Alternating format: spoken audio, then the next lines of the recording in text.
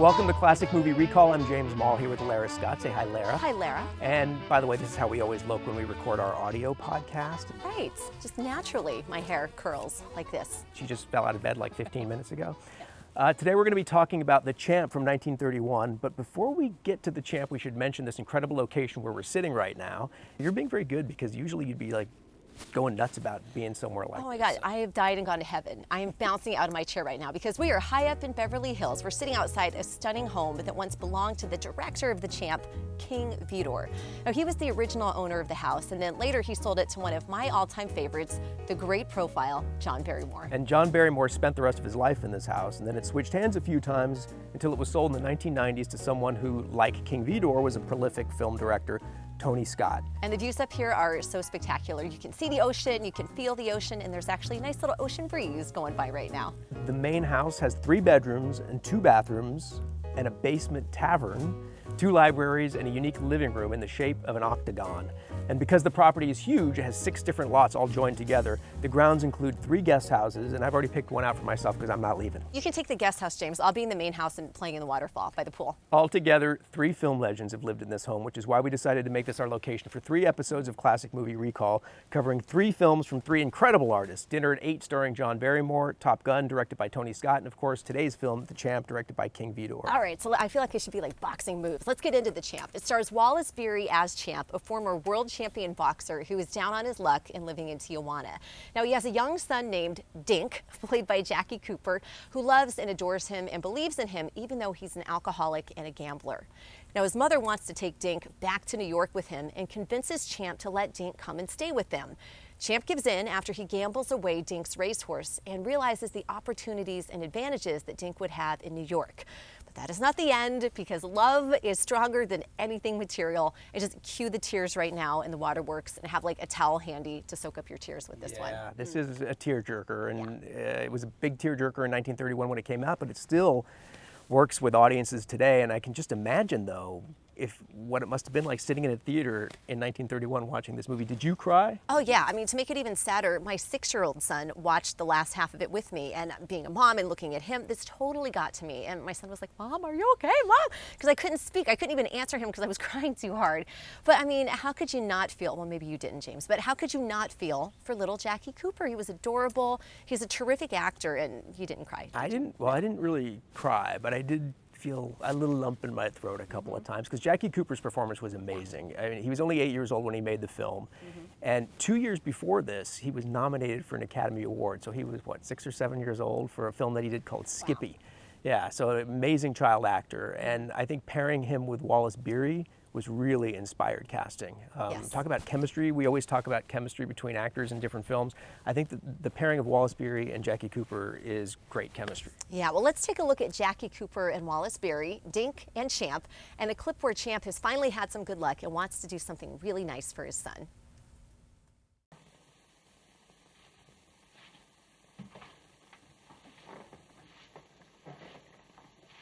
Hey, Dink, come here and have a look. Could you go for that? You mean the... The horse, sure, it belongs to you. It's yours.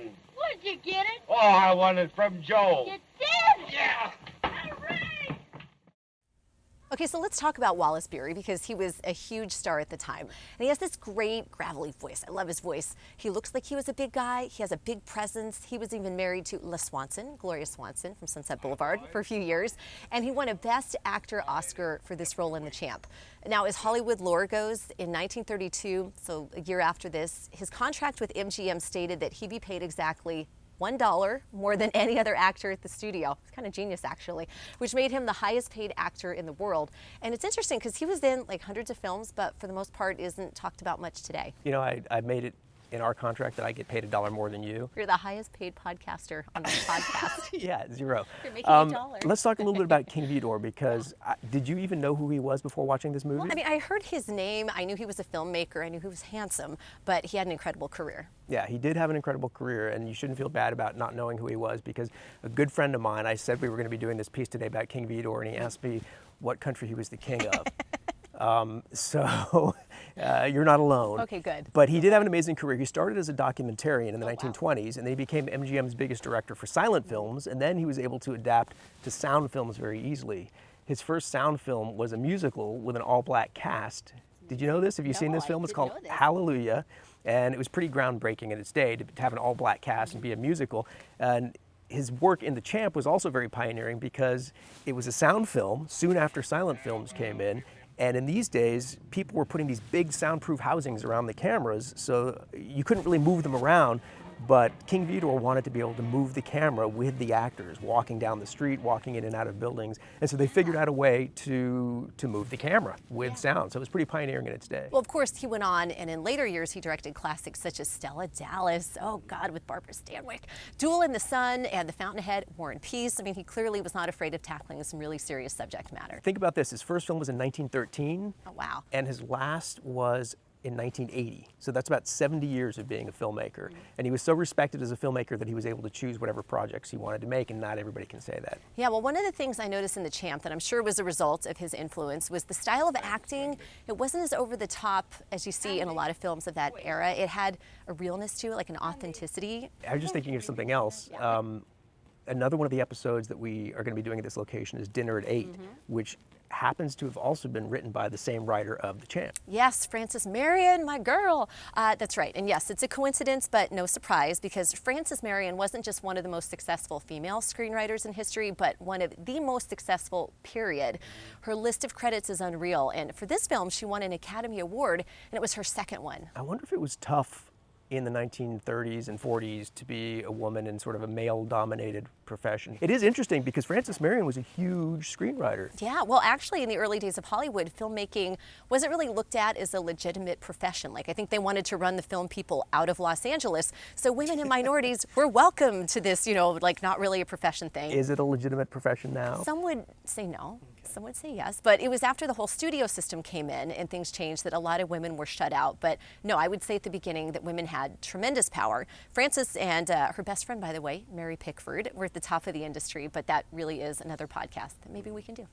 One of the other things that we should talk about is the boxing in the film, because I thought that the fight sequences were awesome. Yeah, very good. And you might even, did you notice that some of the films were undercranked? So it gives the... Is that like cranking like the old school cameras? Like well, that's where the term comes from, because they used to crank the cameras, and if you crank it slower and undercrank it, when the film gets played back, it all looks faster. Oh, okay, so like in chase scenes and like the boxing scenes in this movie, that's what gives it that look. I think the intent was, and now it's a little bit dated by today's standards, but the intent was to give more energy and more power to those boxing scenes, so they undercranked it so it looks a little bit sped up and had more power. Let's take a look at a scene from The Champ in one of the see if you can see the sped up motion in the boxing.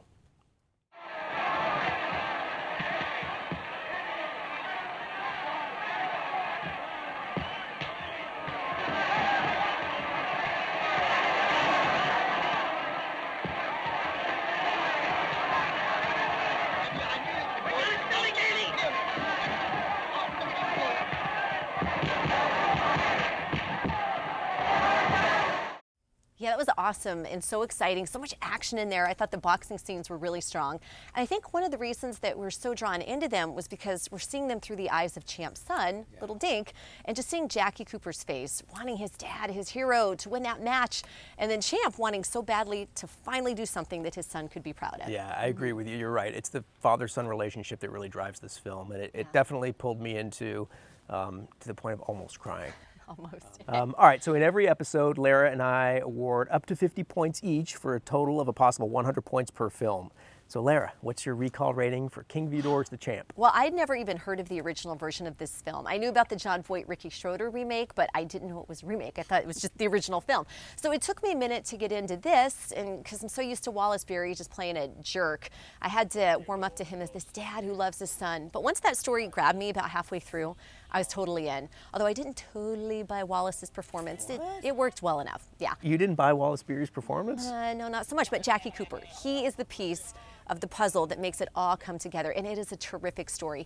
Jackie Cooper gives an astonishing performance with a wisdom and a heart and a worldliness just far beyond his years. So kudos to Frances Marion for the story, and cheers to King Vidor for bringing it all together in the early days of sound films.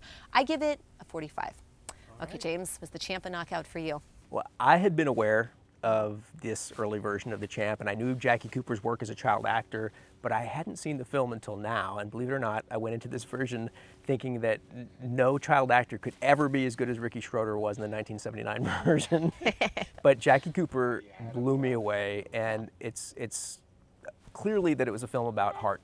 And King Vidor was a director filled with lots of compassion and humanity.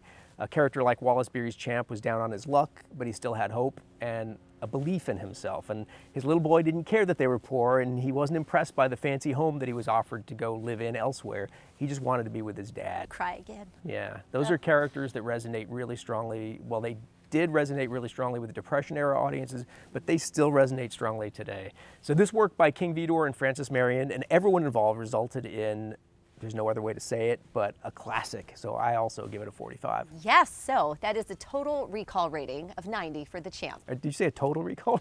Consider that a divorce. Remember Arnold Schwarzenegger? He's great in that film. Believe it or not, we do this every week as an audio podcast. And that audio podcast, you can subscribe on iTunes or check us out on our website and blog at classicmovierecall.com. Yeah, check us out. And a quick thank you to David Kramer and Adam Press and the whole gang at Hilton and Highland for allowing us to be here today. We didn't actually sneak in. And it's been just surreal to be talking about a King Vidor film in the house that he literally built. We're going to have 2 other episodes here at this location about films made by other Hollywood bigwigs who've lived here. Dinner at 8, starring John Barrymore, and Top Gun, directed by Tony Scott. And yeah, our Top Gun episode will be our most recent film. It was made in 1986. So we look forward to that. And of course, Tom Cruise and the shirtless volleyball scene. Playing with the boys. Just a couple of weeks ago, Lara and I were talking about Jimmy Stewart in Rear Window, and of course she was talking about how he was shirtless in that, so I don't know what's up, Lara, with you. On that note, yeah, thank you for joining us here on Classic Movie Recall, and as Champ would say, keep your chin up. Chin up.